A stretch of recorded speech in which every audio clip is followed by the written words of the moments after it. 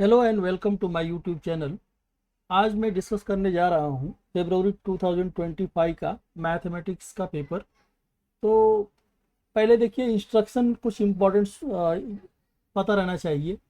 तो इंस्ट्रक्शन थोड़ा देख लेते हैं कि क्या क्या इम्पोर्टेंट रहता है। एग्ज़ाम में आपको लॉग टेबल अलाउड रहेगा, मैथ्स का पेपर में भी, और कैलकुलेटर अलाउड नहीं रहता है। कैलकुलेटर ट्वेल्थ के बाद अलाउड हो जाता है, लेकिन ट्वेल्थ तक कैलकुलेटर, इलेवेंथ और ट्वेल्थ स्टैंडर्ड में कैलकुलेटर अलाउड नहीं रहता है। Figures to right indicate full marks. ये जो राइट साइड जो मार्क्स दिया रहता है ना, ये आपका वो फुल मैक्सिमम मार्क्स रहता है। अगर आपने करेक्ट आंसर लिखा है तो फुल मार्क्स मिलेगा, और जैसा लिखा वैसा मार्क्स मिलेगा। और नेक्स्ट इंपॉर्टेंट पॉइंट है कि use of graph paper is not necessary. आपको ग्राफ पेपर एग्जाम में मिलेगा भी नहीं, और ग्राफ पेपर यूज नहीं करना है। प्लेन पेपर पे ही आपको ग्राफ वाले क्वेश्चंस को सॉल्व करना है या ड्रॉ करना है। तो only rough sketch is expected. एकदम एग्जैक्ट फिगर नहीं चाहिए, थोड़ा सा इधर उधर हुआ तो भी चलेगा। रफ एक्सपेक्टेड वैल्यू चाहिए। रफली भी स्केच कर दिया ना तो भी चलेगा। और एमसीक्यू का आंसर कैसे लिखना है। मान लो एमसीक्यू फर्स्ट क्वेश्चन है, तो फर्स्ट क्वेश्चन ऐसा लिखोगे, और उसका करेक्ट ऑप्शन मान लो बी है तो बी लिखोगे। और फिर जो आंसर है, मान लो उसका आंसर 2 है तो वो भी लिखोगे। ये आपको दोनों लिखना है, क्वेश्चन नंबर, ऑप्शन नंबर और वैल्यू, ये तीनों लिखना है। टेंथ में कैसा लिखते थे, खाली आप 1 का बी लिख देते थे, हो जाता था। लेकिन यहाँ पे क्वेश्चन नंबर, ऑप्शन नंबर और उसका वैल्यू तीनों लिखना पड़ेगा यहाँ पे। ठीक है। और उसके बाद start answer to each section on new page. अगर समझो एक सेक्शन पूरा हो गया और थोड़ा स्पेस बचा है, तो वहाँ पे सेक्शन बी स्टार्ट मत करो, एक नए पेज से सेक्शन 2 स्टार्ट करना है। और एक और चीज़ बच्चे बहुत मिस्टेक करते हैं कि जैसे ये पेज है, मान लो पेज में पार्टीशन कर लेते हैं वो, और कुछ क्वेश्चन कुछ इधर सॉल्व करते हैं और कुछ इधर सॉल्व करने हैं। बोर्ड एग्जाम में ऐसा नहीं करना है। बोर्ड एग्जाम में आपको solve right the solution one below the other. आप जितना पेजेस चाहिए उतना एग्जाम में आपको मिलेगा, उसका टेंशन नहीं लेना है। लेकिन ऐसा पार्टीशन वगैरह नहीं करना है। You should write one below the other. ठीक है। इसके बाद आइए हम क्वेश्चन पे चलते हैं। थोड़ा सा इसको इरेज कर देता हूँ।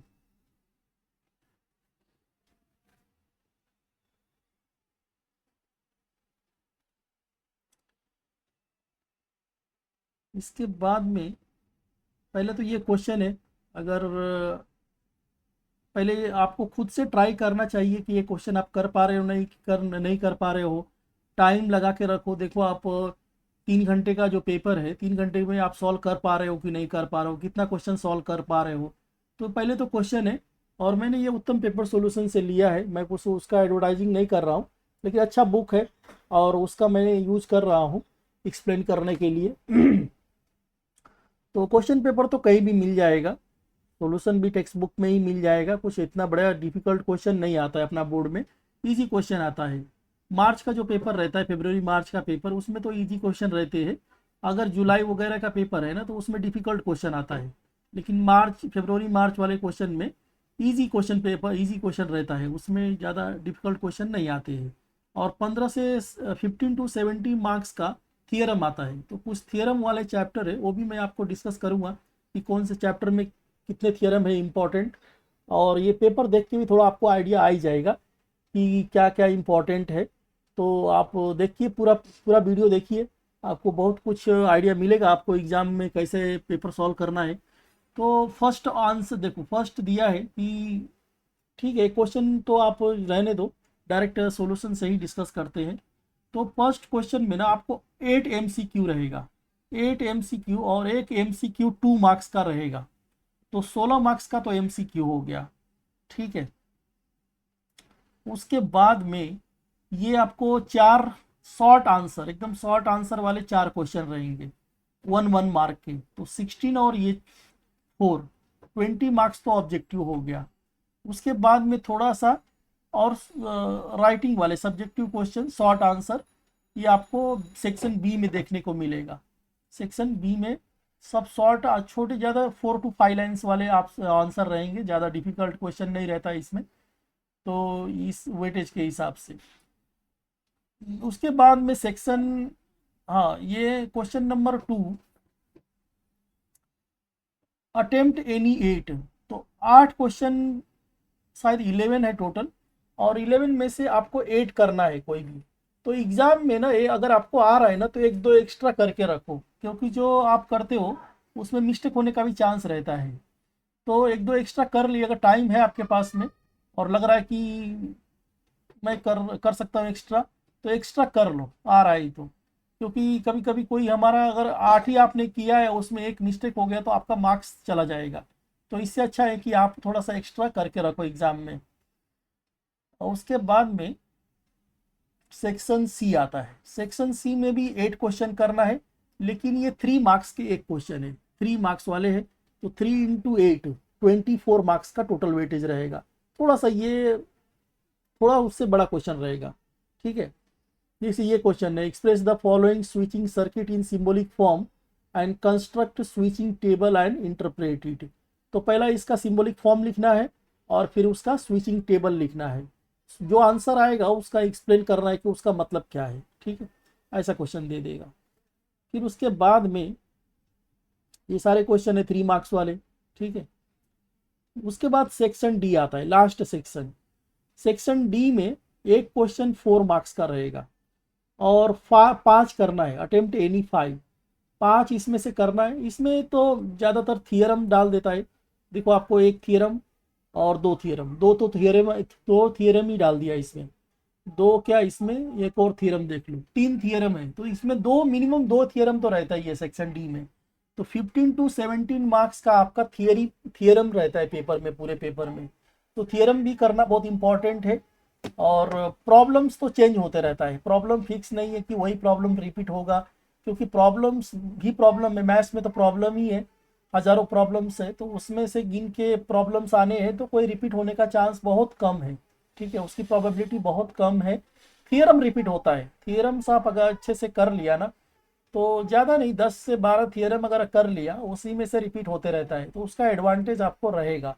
प्रॉब्लम्स के लिए तो पूरा आपको करना पड़ेगा, ठीक है।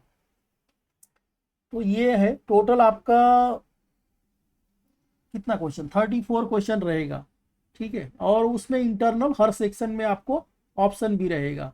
और फिर ये देखिए, फिर इसने ये अच्छा एनालिसिस भी दिया है कि कौन से चैप्टर से कितने मार्क्स के एमसीक्यू कितना आया था, शॉर्ट आंसर कितना आया था, और वेरी शॉर्ट आंसर कितना आया था, फिर 3 मार्क्स वाले, 2 मार्क्स वाले, 4 मार्क्स वाले, और कितना आया था, टोटल वेटेज कितना है चैप्टर का, और कितना आया था एग्ज़ाम में, वो सब दिया है इसमें। तो अच्छा बुक है, आप चाहिए तो खरीद सकते हो, आपकी मर्जी।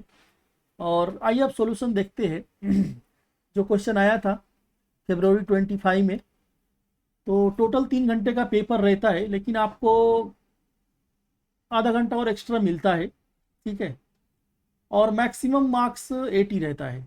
20 मार्क्स का आपका प्रैक्टिकल रहेगा और थियरी 80 मार्क्स का रहेगा। कंबाइंड पेपर रहेगा, पार्ट 1 पार्ट 2 दोनों कंबाइंड रहेगा इसमें। तो पहला क्वेश्चन देखिए, select and right the correct answer for the following multiple choice question, ठीक है। मतलब ये एक आपको सेट दे दिया है, एक सेट के अंदर 1 2 3 4 5 एलिमेंट है, और बोल रहा है कि विच ऑफ द ट्रू कौन सा नहीं है, रॉन्ग कौन सा नहीं है। तो देयर एग्जिस्ट का मतलब होता है ना कि अगर एक एलिमेंट के लिए भी अगर सेटिस्फाई हो रहा है तो ये ट्रू हो जाएगा। तो ये है, ये जो उल्टा ई लिखा है ना, ये मतलब होता है देयर एग्जिस्ट। और ये इन्वर्टेड जो भी है, ये ए लिखा है, ये सिंबल है फॉर ऑल का।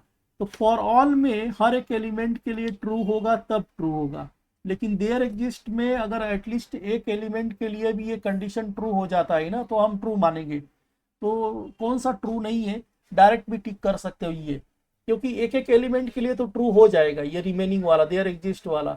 फॉर ऑल में हर एक एलिमेंट के लिए देखना पड़ता है, ट्रू होना चाहिए।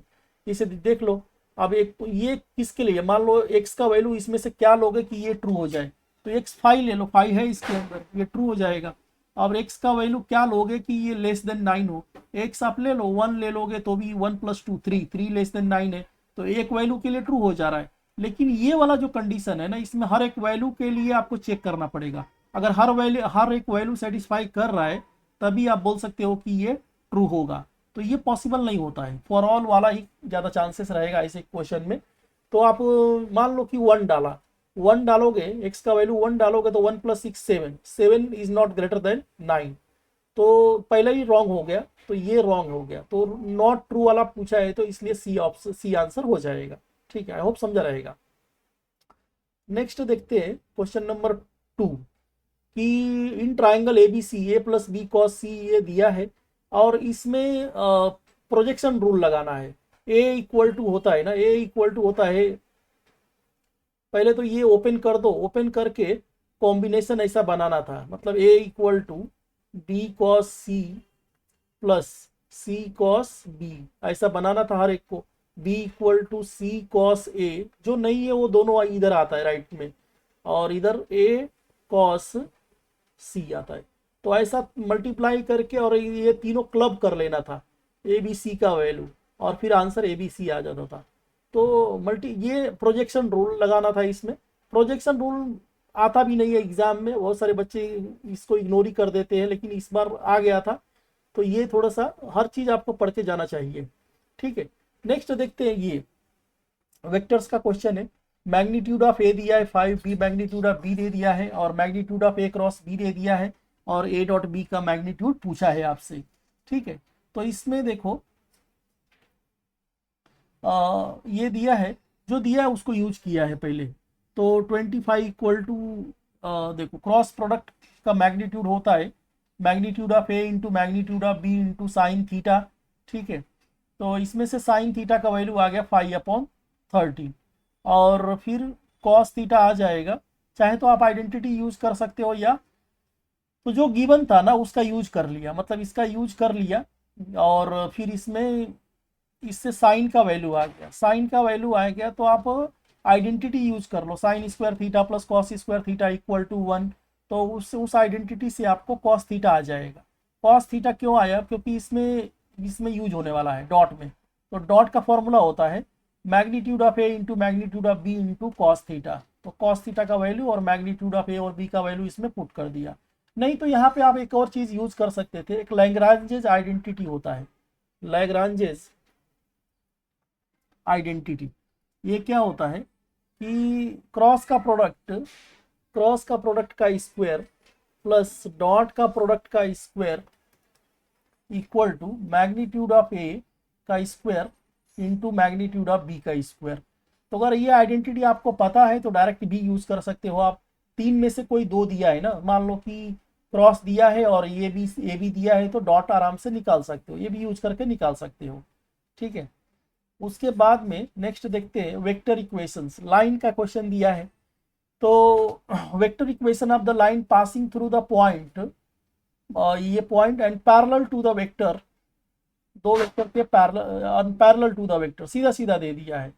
तो ये आपका फॉर्म होता है, लाइन का फॉर्म होता है ये R bar equal to A plus lambda B bar. ये आपका ए बार है और ये आपका बी बार है। ठीक है, बस इसमें पुट कर देना था, ये तो इजी क्वेश्चन था एकदम। नेक्स्ट ये देखो, ये दिया भी है ए बार प्लस लैम्डा बी बार, और नेक्स्ट दे दिया है कि मान लो f(1) दिया है, f' मतलब डेरिवेटिव ऑफ f(1) दे दिया है, g(1) ये सब दिया है और इसका डेरिवेटिव बोला है। तो इसमें आपको कंसेप्ट यही लगाना था कि d/dx of root F X का डेरिवेटिव क्या होता है।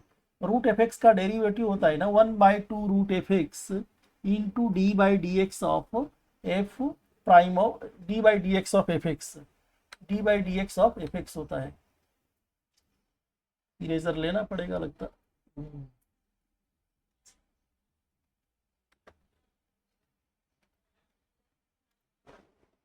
ठीक है,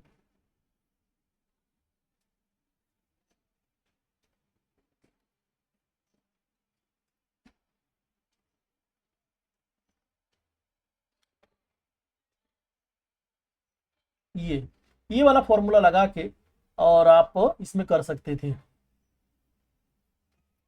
तो यही लगाया है 1/2 रूट एफ एक्स, और फिर उसका डेरिवेटिव लिया है, ये रूट के अंदर जो भी है। तो थोड़ा प्रैक्टिस तो चाहिए इसके अंदर। फिर उसके बाद में बाइनोमियल का क्वेश्चन है, मीन दे दिया, वेरिएंस दे दिया है, आपसे एन पूछा है। तो मीन और वेरिएंस दे दिया है तो आप ये फॉर्मूला लगा सकते हो। मीन मतलब मीन या एक्सपेक्टेड वैल्यू या एवरेज का फॉर्मूला होता है एन इंटू पी, वेरिएंस का फॉर्मूला होता है एन पी क्यू।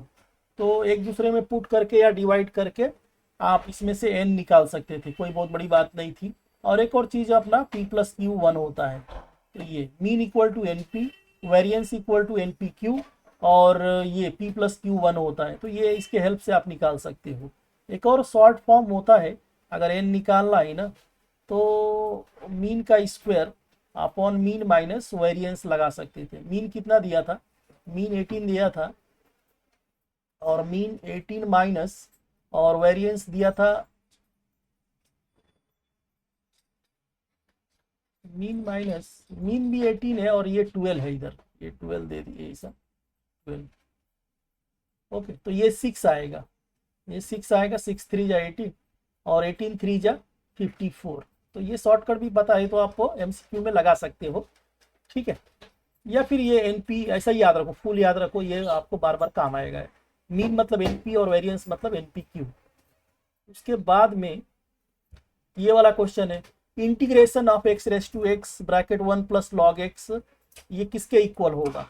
तो आप इंटीग्रेशन मतलब ना रिवर्स प्रोसेस ऑफ डिफरेंशिएशन, आपको पता रहना चाहिए कि किसका डेरिवेटिव है। तो ये एक्स रेस टू एक्स का डेरिवेटिव है, डायरेक्ट आंसर हो जाएगा, निकालने का भी जरूरत नहीं है। तो इंटीग्रेशन मतलब उल्टा सोचना है कि किसका डेरिवेटिव है ये, ठीक है। सॉल्यूशन भी दिया है। Area of the area bounded by the line y equal to X axis and line x equal to, ये सब दे दिया है। तो ये एरिया निकालना है। हाँ, एरिया में ध्यान रखना है ना कि एरिया में आपको क्या ध्यान रखना है कि मॉड ले लेना है। नेगेटिव भी आंसर आ रहा है तो प्लस बाद में प्लस कर लेना है, तो एरिया कभी नेगेटिव नहीं आता है इसके लिए आपको। और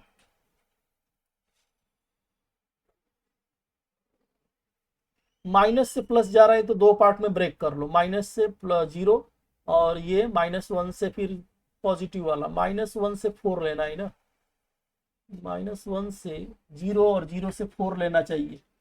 ये बहुत प्रिंटिंग मिस्टेक बहुत है इसमें, ठीक है, 4 रहना, देख लेना आप। तो ये करोगे थियरी तो समझ में आएगा, थियरी करके ही अब बोर्ड का क्वेश्चन सॉल्व करने बैठो।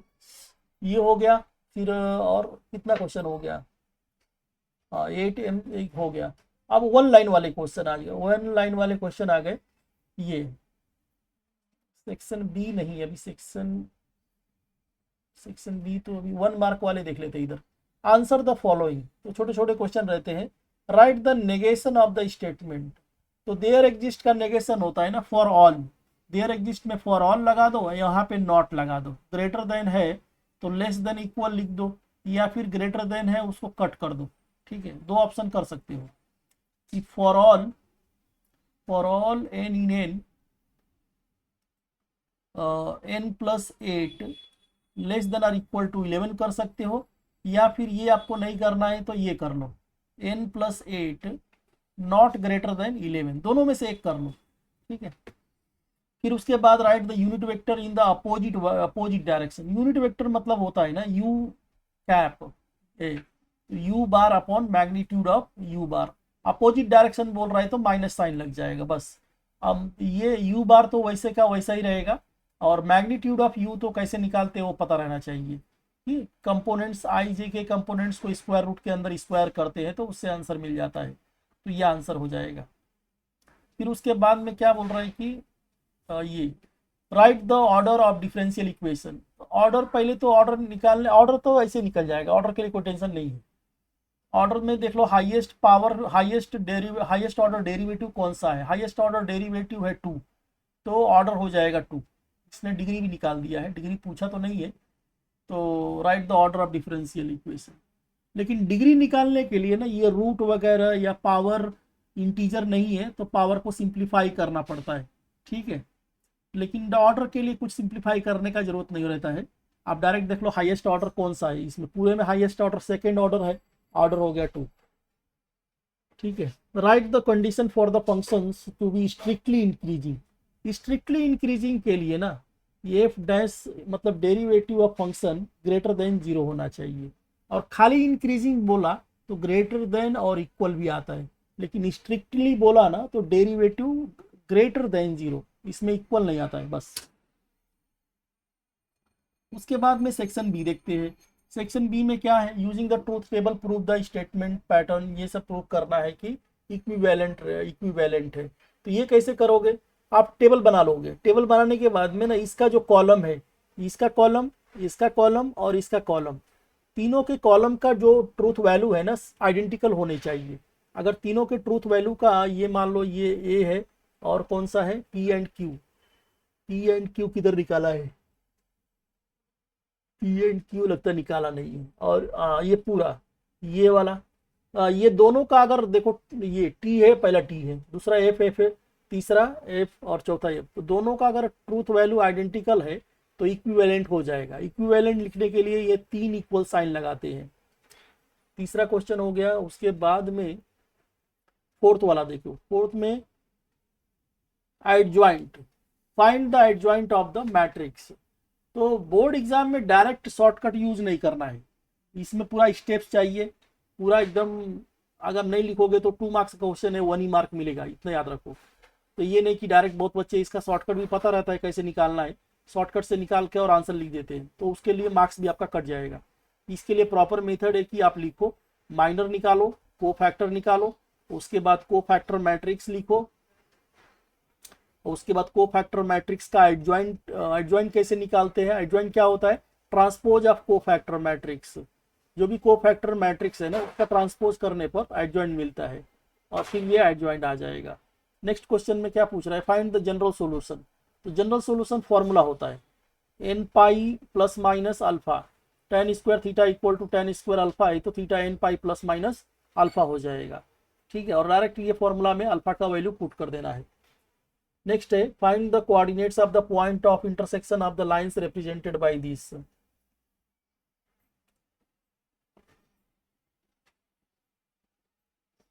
तो ये आपको निकालना था, ये आपको पता होना चाहिए, पॉइंट ऑफ इंटरसेक्शन का formula H F minus B G upon A B minus H square H G minus A F upon, ये याद रहना चाहिए। अगर ये याद नहीं है तो एक और मेथड होता है कि पार्शियल डिफरेंशिएशन, पार्शियल डिफरेंशिएशन से भी पॉइंट ऑफ इंटरसेक्शन निकाल सकते हो। अल्टरनेट मेथड भी दिया है इसमें, क्या दिया देखते हैं, कि आप इसको फैक्टराइज कर दो, दोनों को फैक्टराइज कर दो, 2 सेपरेट इक्वेशन आ जाएगा, 2 सेपरेट इक्वेशन को साइमल्टेनियस इक्वेशन से सॉल्व कर दो तो 1,0 आता है।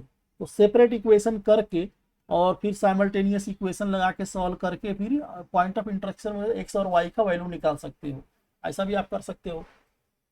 नेक्स्ट उसके बाद में है question number 7, a line makes an angle 45-60 with the positive direction of y z axis respectively, find the angle made by line with the positive direction of x axis। तो ये आपको पता रहना चाहिए, डायरेक्शन एंगल्स मतलब alpha beta gamma, तो y और z के साथ में बना रहे हैं तो बीटा आ जाएगा, गामा दे दिया है, और ये रिलेशन पता ही रहना चाहिए, cos square alpha plus cos square beta plus cos square gamma equal to 1 होता है। जो दिया वो इसमें पुट कर दो, जो नहीं दिया वो निकाल लो, आंसर आ जाएगा 60 और 120। For next, find the vector equation of the plane passing through the point having position vector this and perpendicular to the vector this। Plane का इक्वेशन निकालना है ना, तो प्लेन में पास होने वाला एक पॉइंट चाहिए और एक परपेंडिकुलर वेक्टर चाहिए। परपेंडिकुलर वेक्टर को नॉर्मल वेक्टर बोलते हैं, ठीक है। तो इसका फॉर्मूला होता है r dot n bar equal to a dot n bar. आपने पास में n भी है और a भी है, बस मल्टीप्लाई कर दो। डॉट कैसे मल्टीप्लाई करते हैं वो पता रहना चाहिए। आई वाला का लेते हैं, आई वाले 2 इंटू 2 और बीच में प्लस, फिर जे वाले का 3 इंटू 1, और क्या लिया है इसने 3 इंटू 1, प्रिंटिंग मिस्टेक बहुत है इसके अंदर, देख लेना।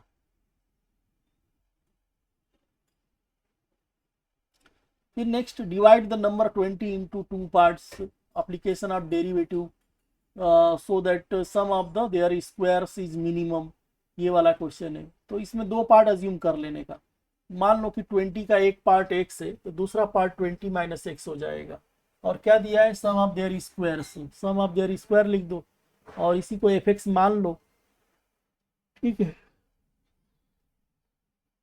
और सॉल्व कर दो। तो ये कैसे निकालना है वो आपने किया ही होगा, first order derivative, second order derivative, फिर first order derivative equal to 0, फिर वो वैल्यू जो क्रिटिकल ये आता है इसको बोलते हैं क्रिटिकल पॉइंट बोलते हैं, क्रिटिकल पॉइंट को सेकेंड ऑर्डर में पुट करते हैं, सेकेंड ऑर्डर पॉजिटिव आया तो मिनिमम, और सेकेंड ऑर्डर में पुट करने पर पॉजिटिव आया तो मिनिमम, निगेटिव आया तो मैक्सिमम। ठीक है, फिर एक इंटीग्रेशन का क्वेश्चन है ये, तो इसमें सब्स्टिट्यूशन ही लगेगा, क्योंकि अगर x की पावर 10 को t पुट करोगे तो उसका डेरिवेटिव x की पावर 9 आएगा। फिर ये कर सकते हो, फिर ये फॉर्मूला बेस्ड दे दिया आपको, फॉर्मूला बेस्ड 1/25 माइनस 9x², तो ये फॉर्मेट में लेके आओ 1/x² माइनस ए स्क्वायर, और इसका फॉर्मूला होता है 1/2a log x माइनस ए अपॉन एक्स प्लस ए प्लस सी। बस इसमें पुट कर दो, आपको आंसर मिल जाएगा। तो 11 क्वेश्चन हो गया। 11 के बाद में 12 वाला देखो, 12 वाला भी, तो जब भी ये सेम दे देना आपको, ये वाला जब भी ऐसा दे दे, नीचे और ऊपर सेम दे देना, माइनस का डिफरेंस रहे ना, तो इवन और ऑड चेक कर लिया करो। जब भी इतना ये लेंदी करने का जरूरत नहीं है। मान लो इसमें, मान लो ये आपका गिवन जो है ना एफ ऑफ एक्स है, ठीक है, और इसमें minus F of X check करो तो थोड़ा इजी हो जाता है। माइनस वाला आंसर क्या आया इसका, अगर ऑड है तो डायरेक्ट आंसर 0, और इवन है तो 2 टाइम्स कर लेना, तो ये हो जाएगा। और इसमें डालोगे तो 1 माइनस 1 प्लस साइन एक्स आ जाएगा। हाँ, तो ना इवन है ना ऑड है, इसको तो फॉर्मल वे में ही सॉल्व करना पड़ेगा। ठीक है, तो ये याद रखो 1/sin,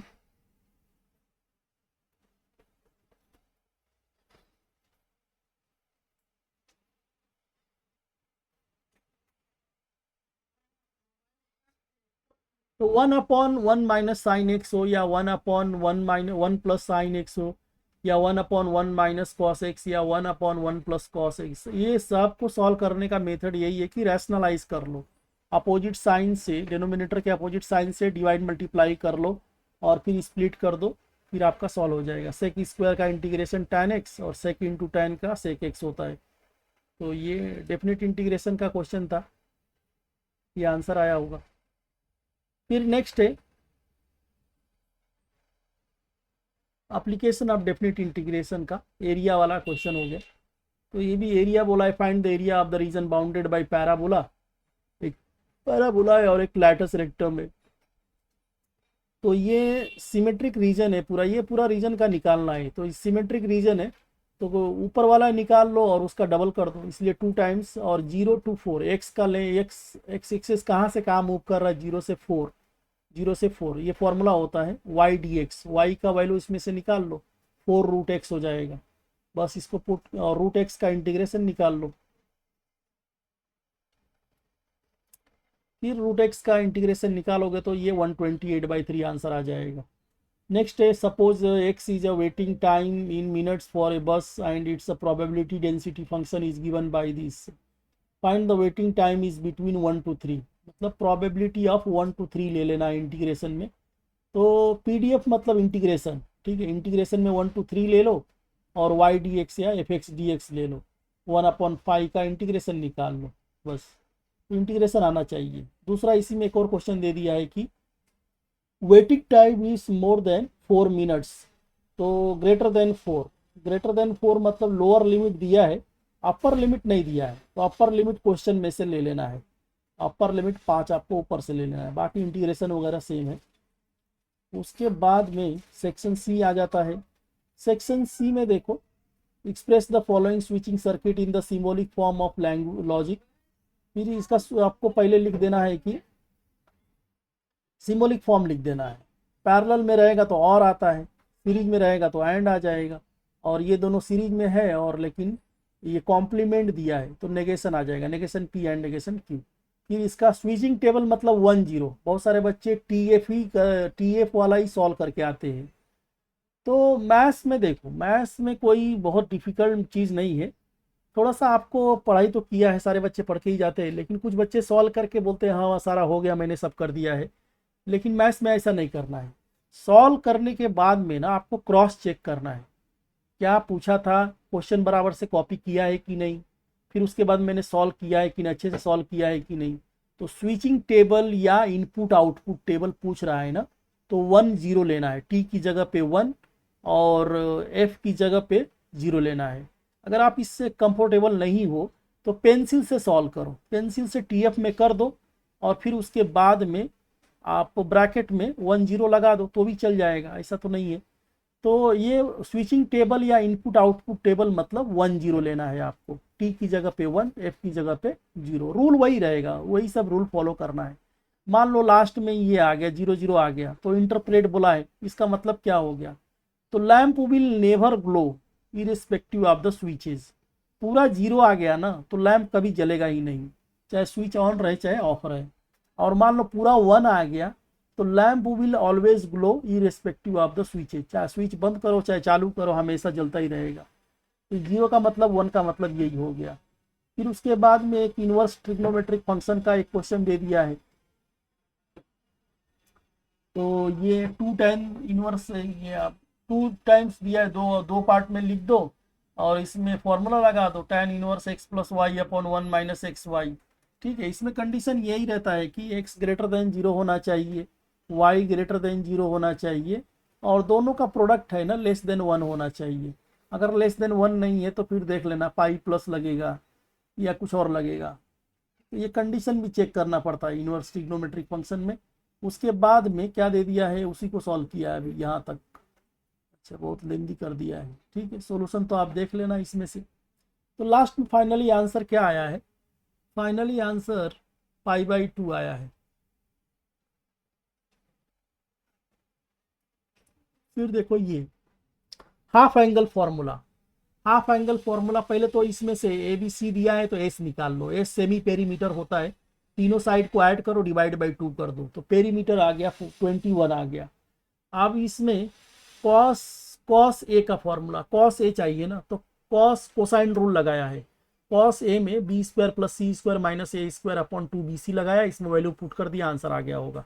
फिर साइन a/2, हाफ एंगल में ये फॉर्मूला लगता है s minus b s minus c upon b सी।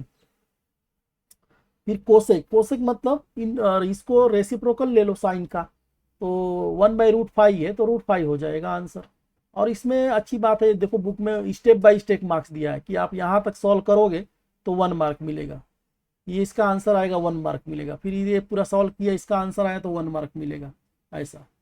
तो स्टेप वाइज भी मार्क्स दिया है, इसकी अच्छी बात ये है। फिर next question, line passes through the point, this 2 point से पास हो रहा है, तो 2 पॉइंट से पास होने वाला line, find the direction co ratio direction cosines of the line so that the line does not pass through the origin। तो ये देखो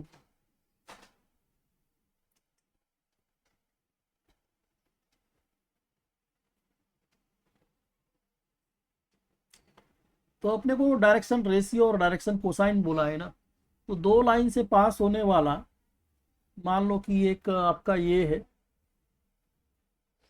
है और बी है, इसका कोऑर्डिनेट x1 y1 z1 है और इसका कोऑर्डिनेट x2 y2 और z2 है, तो इसका DRS हो जाता है, DRS ऑफ AB क्या हो जाएगा, x2 minus x1 y2 minus y1 और z2 माइनस z1 हो जाएगा। इसमें पुट कर दो DRS मिल जाएगा, DRS के मिलने के बाद में मैग्नीट्यूड से डिवाइड कर दो, DRS मान लो ये आ गया, DRS आपका, तो DRS आ गया, उसके बाद में उसके मैग्नीट्यूड से डिवाइड कर दो, मान लो DRS ये आ गया -442 और मैग्नीट्यूड रूट के अंदर, ये थोड़ा सा लेंदी मेथड दे दिया है, इतना ये करने का जरूरत नहीं है, आप इससे डायरेक्शन रेशियो आ जाता है और जो आया ना उसको रूट के अंदर डिवाइड कर दो, मान लो ये आया -4 आया, -4 का स्क्वायर 16 और 4 का स्क्वायर 16 और 2 का स्क्वायर 4, 36 आ गया, 36 का स्क्वायर रूट ये होता है 6, तो 6 से डिवाइड कर दो, सबको 6 से डिवाइड कर दोगे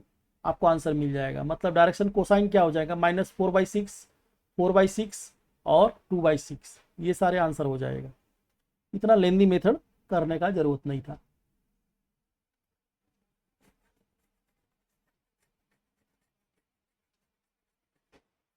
ठीक है, उसके बाद में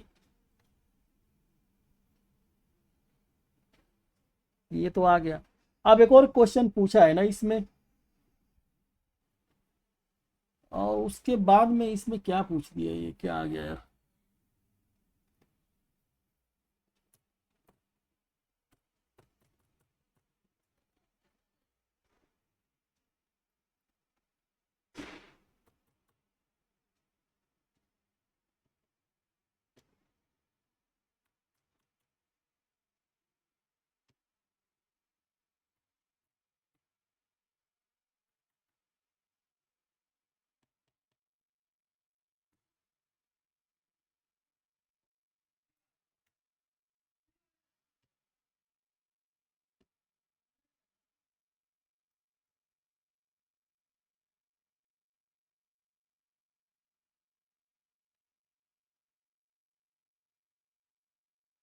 हम्म।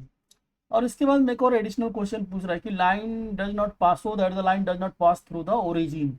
तो इसके लिए आपको क्या करना है, direction ratio of the line ओए, ओए का क्या आ जाएगा, ओए का डायरेक्शन रेशियो निकाल लो और ए बी का निकाला हुआ ये, तो अगर ये दोनों प्रोपोर्शनल है ना तो ये ओरिजिन से पास करेगा, नहीं तो नहीं करेगा। तो ओ ए का निकाला, ओरिजिन से ओ का निकाला, मतलब ये ही ले लिया ओरिजिन से, और ये और ए बी जो है ना ये प्रोपोर्शनल होने चाहिए। अगर प्रोपोर्शनल है मतलब रेशियो सेम आ रहा है तो ठीक है, ओरिजिन से पास करेगा, नहीं तो नहीं करेगा। They are not in proportion, therefore line A B does not pass through the origin. तो अगर आपको 180 आउट ऑफ 80 स्कोर करना है तो छोटी छोटी चीज़ें भी आपको पता रहनी चाहिए।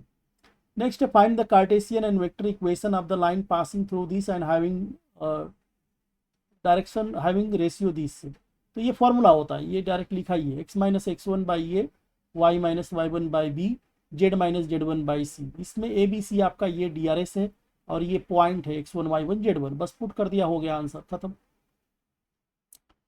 इसमें वेक्टर इक्वेशन भी निकाला है, वेक्टर पूछा है क्या, find the Cartesian and vector दोनों, अच्छा हाँ दोनों पूछा है। तो कार्टेशियन फॉर्म ये होता है और वेक्टर फॉर्म ये होता है, R bar equal to A bar plus lambda B bar. आपका ए बार ये है और बी बार ये है, उसको वेक्टर फॉर्म में लिख दो। नेक्स्ट है ये find the vector equation of the plane passing through the 3 point. तो 3 पॉइंट वाला चाहिए, 3 पॉइंट में ये हो जाएगा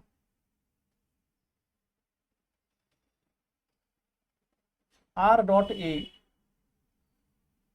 equal to A dot N. तो ए तो आपका यही ले लो, इसमें से ले लो, और एन क्या हो जाएगा ना, इसमें तीन तीन पॉइंट है ना, तो एन आपका हो जाएगा a b cross a c, a b cross a c, बस इसका निकाल लो, ए बी क्रॉस ए सी निकाल लो, एन की जगह पे पुट कर दो, ये आंसर हो जाएगा। फिर उसके बाद में question number 21 find the nth order derivative of the log x.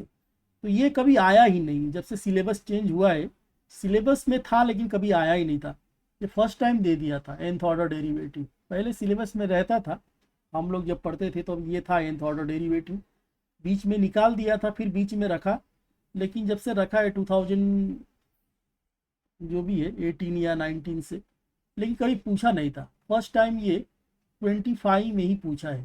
ठीक, मतलब ये भी अब करके जाना पड़ेगा आपको। फिर इसके बाद में ये इजी क्वेश्चन एक दे दिया है डिस्प्लेसमेंट वाला, एप्लीकेशन ऑफ डेरिवेटिव का। तो डिस्प्लेसमेंट दे दिया है, वेलोसिटी और डिस्प्लेसमेंट निकालना है जब टाइम आपका 14 रहेगा तब। ठीक है, तो ये तो डिस्प्लेसमेंट का डेरिवेटिव लोगे तो वेलोसिटी मिल जाएगा और उसमें ये पुट कर देना है। फिर उसका वेलोसिटी का डेरिवेटिव लोगे तो एक्सीलरेशन मिल जाएगा और उसमें वो ये 14 पुट कर देना है, बस यही करना है इसमें, ज़्यादा ये तो इजी क्वेश्चन था, कर ही लिया होगा। ठीक है, फिर उसके बाद में क्वेश्चन नंबर 23 क्या बोल रहा है कि find the equation of the tangent and normal to the curve at the point ये। तो ये इसको डेरिवेटिव, इसका डिफरेंशिएशन निकालो, इसका डेरिवेटिव निकालो और ये पॉइंट पुट कर दो तो आपको क्या दे देगा, स्लोप दे देगा। ठीक है, डेरिवेटिव निकाला, उसमें पॉइंट पुट किया तब स्लोप आता है, स्लोप आ गया। और फॉर्मूला क्या होता है, ये आपको 11th में पढ़ा होगा, ये y minus Y one equal to M X minus x one. तो पॉइंट दिया ही है, स्लोप निकाल ही लिया, हो गया काम, आप देख सकते हैं,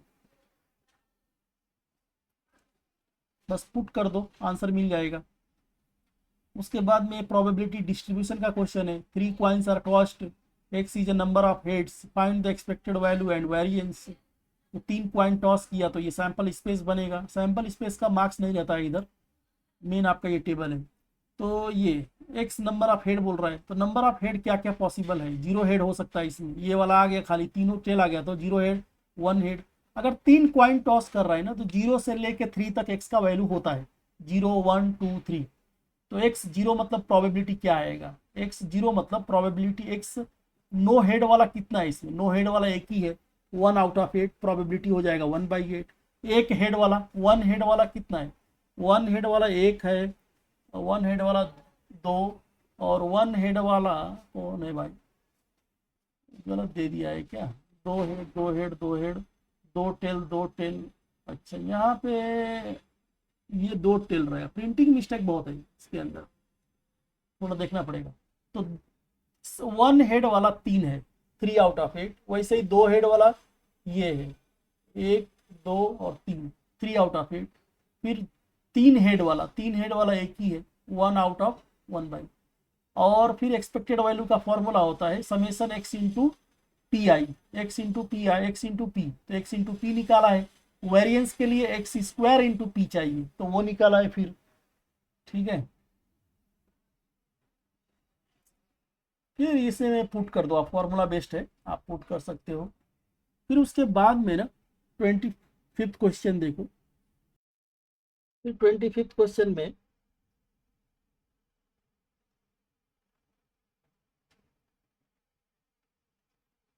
ये डिफरेंशियल इक्वेशन का क्वेश्चन दे दिया है। तो इसमें आप पहले तो डिवाइड बाई एक्स कर लो, सबको डिवाइड कर दो एक्स से।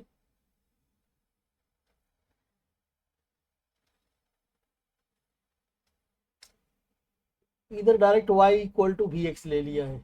ठीक है, तो इसका डेरिवेटिव निकाला तो v plus x d v by D x, तो d v by D x को रिप्लेस कर दिया, d Y by D x minus, replacement किया है, ये कर सकते हो, ये तो किया है चैप्टर, तो प्रॉब्लम्स कोई डिफिकल्ट नहीं है। ठीक है,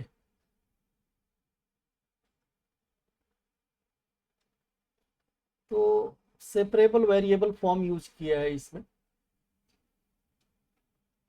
नहीं तो आप इसमें क्या कर सकते थे, एक्स से डिवाइड कर दो इसको, एक्स से डिवाइड किया, एक्स से डिवाइड किया तो वाई बाई एक्स आता था, और फिर वाई बाई एक्स को भी ले लो, मतलब इसके बाद भी आप वी ले सकते हो, Y equal to V X ले सकते हो, मतलब वाई बाई एक्स को भी ले सकते हो, तो भी आ जाएगा आपका। ठीक है, तो ऐसा भी कर सकते थे, वेरिएबल सेपरेबल फॉर्म था ये, डिफिकल्ट क्वेश्चन नहीं था। फिर इसमें देखो,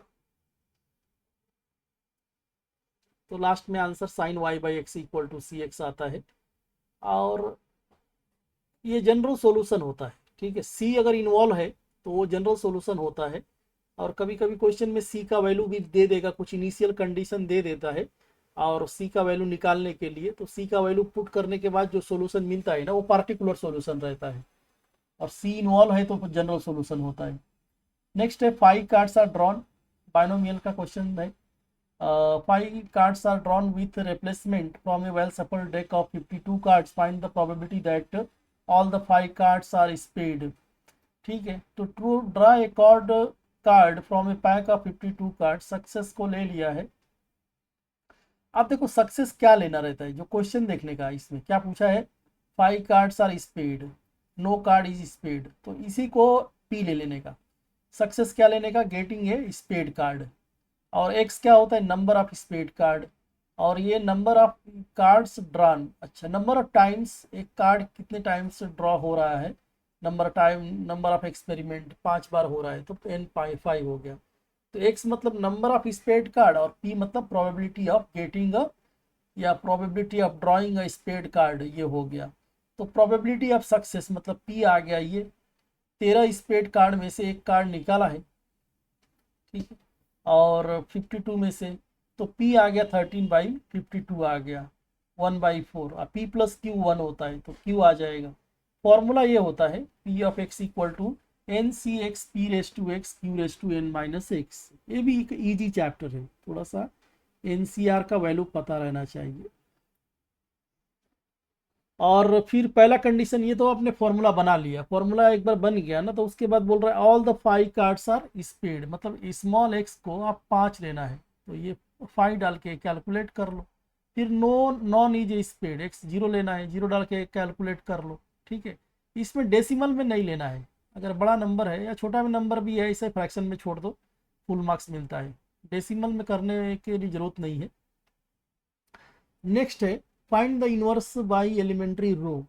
ऐसे वाले पैटर्न में ना बस इनवर्स यही होता है, ये जो है ना, इसका साइन बदल जाता है, माइनस है तो प्लस आ जाएगा, जहाँ प्लस है वहाँ माइनस आ जाएगा। लेकिन इसको करना भी आने चाहिए। तो इनवर्स जब भी पूछे और 4 मार्क्स का क्वेश्चन है ना, तो पहला डिटर्मिनेंट निकालो। डिटर्मिनेंट नॉन जीरो आया तो ये लिख देना है कि ये इनवर्स एग्जिस्ट। ठीक है। और फिर उसके बाद में ए इंटू ए इनवर्स, अगर रो ट्रांसफॉर्मेशन है, रो वाला है तो रो के लिए A into A inverse equal to I लेके सॉल्व करना है। और कॉलम रहेगा तब कॉलम में क्या करना है, कॉलम वाले में कॉलम ट्रांसफॉर्मेशन में A inverse into A equal to I लेते हैं। ठीक है, ये ले लिया। फिर इसमें ये आपको इसका मेथड पता रहना चाहिए, कैसे स्टेप आगे बढ़ते, ये सब टेक्स्ट बुक में अच्छी तरह दिया है, समझा के दिया है। पहला इसको 1 बनाओ, फिर उसके नीचे 2 जीरो बनाओ, ये सब दिया है टेक्स्ट बुक में कैसे करते हैं सॉल्व। ये इसका इन्वर्स ये आ गया, तो देखो ये साइन चेंज हो गया, यहाँ माइनस था, यहाँ माइनस माइनस प्लस हो गया, और ये माइनस नहीं था ये प्लस हो गया, बस ये चेंज होता है। उसके बाद में 28 क्वेश्चन देखो, थियरम दे दिया 4 मार्क्स का। Prove that the homogeneous equation of degree 2 in X and Y represents a pair of parallel line through the origin if h square minus ab greater than or equal to 0, hence so that the equation does not represent a pair of lines। तो pair of straight line में ना 2 theorem है, एक तो ये है और एक tan थीटा वाला है। दोनों में से अल्टरनेट आता ही रहता है, इसका चांस थोड़ा कम रहता है, ये 25% आता है एग्जाम में, और जो दूसरा वाला है ना वो 75% चांस रहता है। ऐसा tan थीटा इक्वल टू, अगर आपने पढ़ाई किया है तो देखा ही रहेगा, 2 times H square minus A B upon A plus B, ये वाला थ्योरम। तो इसका 75% चांस रहता है। ये 2 आना ही आना है फिक्स है, ये अपना एचएससी बोर्ड का ये कंपलसरी क्वेश्चन है। तो ये थ्योरम नहीं तो ये वाला थ्योरम, ये थ्योरम का चांस थोड़ा कम रहता है, कम आता है, लेकिन ये वाला थ्योरम बहुत ज़्यादा आता है। तो अभी 25 में ये आया था ना, तो 26 में समझो ये वाला देगा ही देगा आपको। तो ये आप प्रिपेयर कर लेना। इसको हटाता हूँ पहले।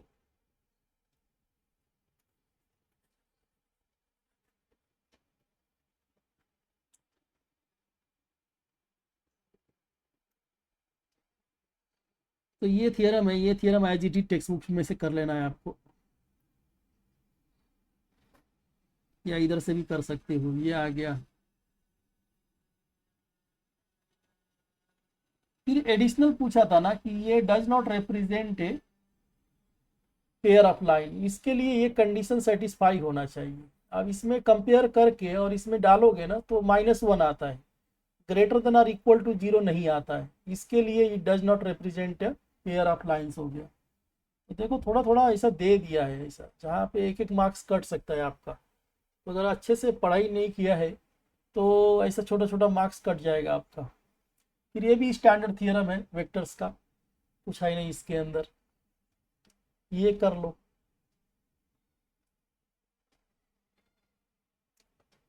फिर उसके बाद में एलपीपी का, एलपीपी एक क्वेश्चन रहता है ये 4 मार्क्स का, तो ये दे देगा मिनिमाइज करो मैक्सिमाइज करो, सब्जेक्ट दे देगा।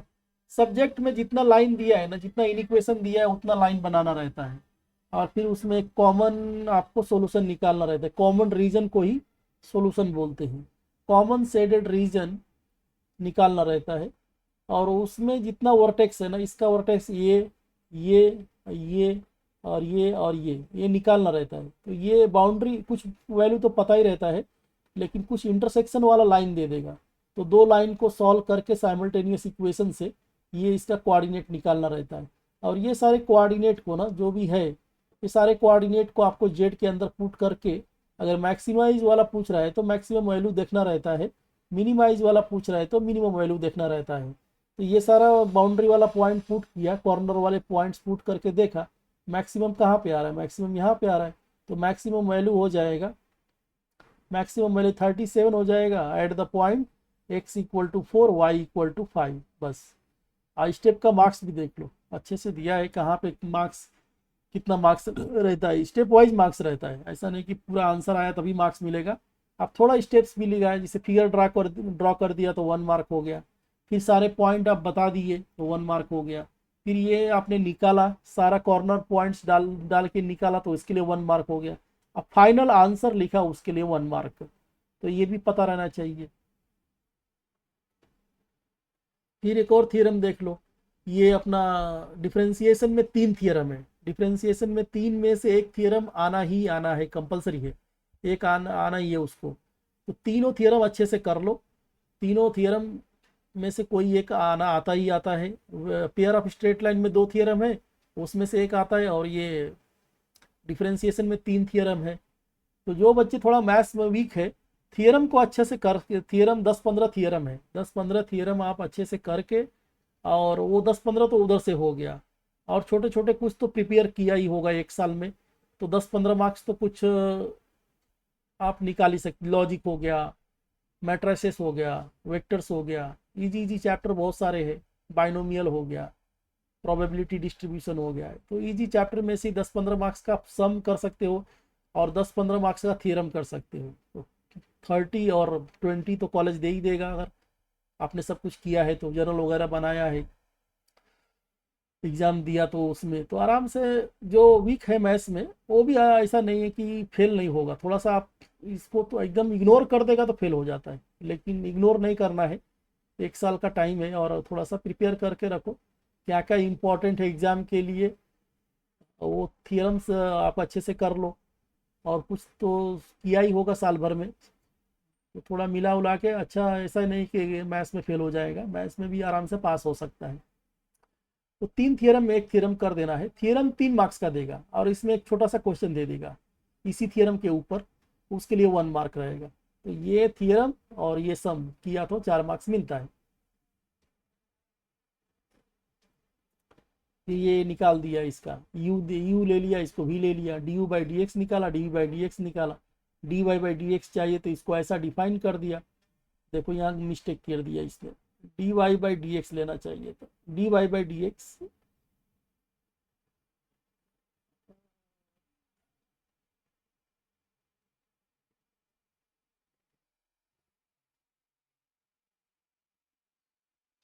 अच्छा, इसको डिफाइन बराबर से नहीं किया।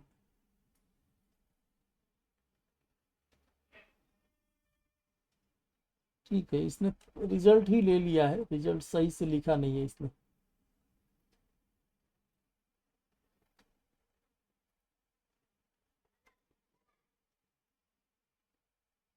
ठीक है, तो ये निकाल दिया, ये आपने किया है तो कर ही लोगे।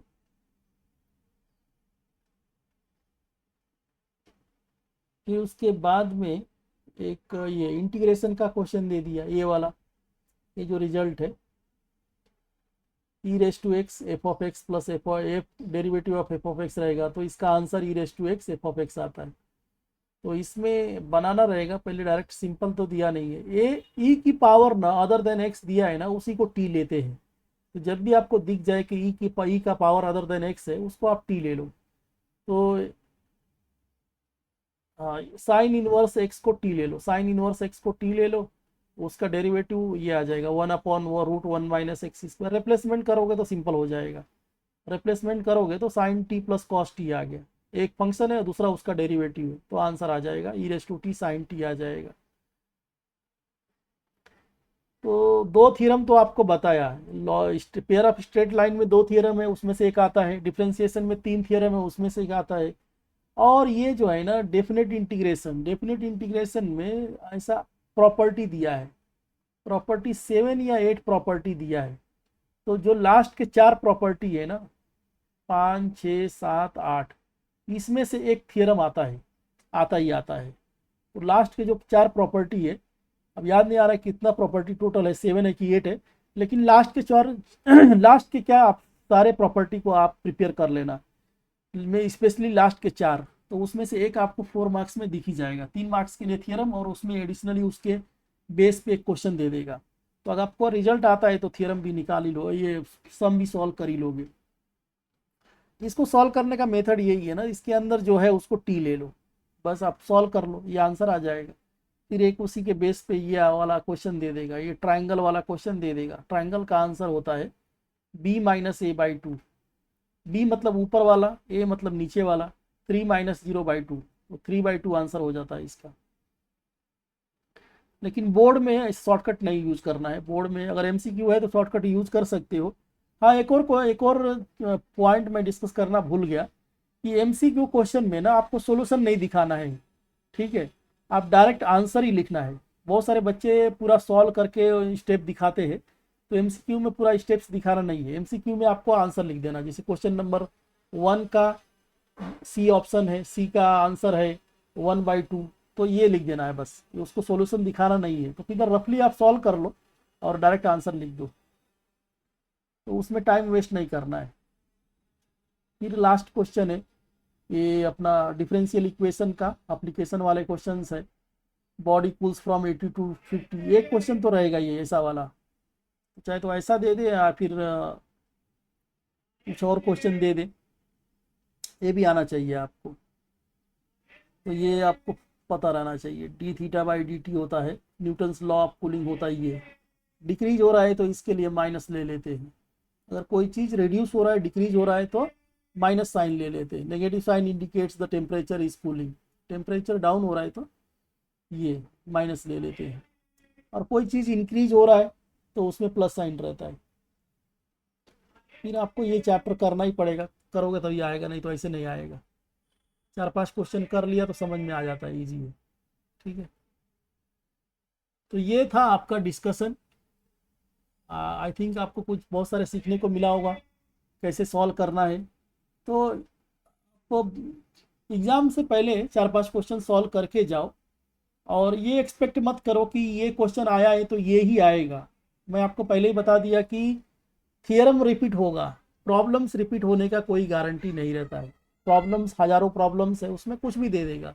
उसके लिए आपको प्रैक्टिस करना पड़ेगा, कंसेप्ट सीखना पड़ेगा, टाइप वाइज प्रैक्टिस करना पड़ेगा। ऐसा टाइप है तो ऐसे सॉल्व करते हैं, ऐसे टाइप है तो ऐसे सॉल्व करते हैं, ये आपको सीखना पड़ेगा, नहीं तो उसके बिना ये होने वाला नहीं है, ठीक है। हाँ, एक आप प्रैक्टिस थोड़ा कर सकते हो कि आप 3 घंटे में पेपर सॉल्व कर पा रहे हो कि नहीं। और पेपर एक बार सॉल्व कर लिया ना, और हर एक पूरा पेपर सॉल्व नहीं, एक एक क्वेश्चन आप सॉल्व कर रहे हो, तो उसमें थोड़ा सा आप थोड़ा देखना रहता है कि जो क्वेश्चन मैंने कॉपी किया है सॉल्व करने के लिए, वो राइट कॉपी किया है कि नहीं। कभी कभी क्या हो जाता है, नंबर थोड़ा सा हम ध्यान इधर उधर गया और 2 की जगह पे 5 लिख दिया और उसी को लेके सॉल्व कर लिया। तो बहुत टाइम ऐसा होता है, मेरे साथ भी ऐसा होता है कि को नंबर कोई और ले लिया और सॉल्व कर दिया। आपको लगेगा अरे सॉल्व करके आ गया, मैंने सारे क्वेश्चन किया है, लेकिन बाद में पता चलेगा कि वो नंबर आपने दूसरा ले लिया और उसके वजह से रॉन्ग हो गया आंसर। तो क्रॉस चेक, मैथ्स में अगर आपको टॉपर बनना है तो क्रॉस चेक, ये मंत्र याद रखो। आपको हर एक सम में क्वेश्चन लिख रहे हो तभी भी क्रॉस चेक करो, सॉल्व करने के बाद भी क्रॉस चेक करो कि आपने बराबर सॉल्व किया है कि नहीं। अगर क्रॉस चेक करोगे तो पढ़ाई किया है और क्रॉस चेक कर रहे हैं सॉल्व, तभी आप टॉपर्स में आ जाओगे। नहीं तो आप खाली सॉल्व करके आ जाओगे और फिर सोचोगे कि अरे मैंने किया है और पूरा सम कर दिया है, लेकिन बाद में पता चलता है रॉन्ग हो गया। अगर आपके पास टाइम लग रहा है कि मेरा टाइम बचेगा, और तो 5 क्वेश्चन सॉल्व, 8 क्वेश्चन बोला है सॉल्व करने को, आप उसमें से 9 या 10 सॉल्व कर दो, या थोड़ा स्पेस दे के रखो। 8 सॉल्व कर लिया, 8 सॉल्व करने के बाद थोड़ा स्पेस दे के रखो, और बाकी जो कंपलसरी क्वेश्चन एक बार सॉल्व हो जाते हैं तो उसके बाद में फिर से आप वो एक्स्ट्रा क्वेश्चन सॉल्व कर दो। और एक्स्ट्रा क्वेश्चन सॉल्व करना ही ना, तो उसमें लिखना नहीं है कि एक्स्ट्रा, आप एक्स्ट्रा वगैरह लिखना नहीं है। वो एग्ज़ाम जो ले रहा है, पेपर चेक करने वाला है, वो खुद ही डिसाइड कर लेगा कि कौन सा बेस्ट है, वो उसको एक्स्ट्रा कंसीडर कर लेगा। वो आपको नहीं लिखना है कि एक्स्ट्रा कौन सा है, ठीक है। आप एक्स्ट्रा सॉल्व करके आओ, लेकिन डोंट राइट एक्स्ट्रा, ठीक है। पता चले जो एक्स्ट्रा लिखा है वह वही राइट है और जो आपने कंपलसरी वाला किया है वही रॉन्ग हो जाता है, ठीक है। चलिए इसके साथ देखते हैं, आपको अगर अच्छा लग रहा है तो फिर सब्सक्राइब नहीं किया है सब्सक्राइब कर देना, लाइक कर देना।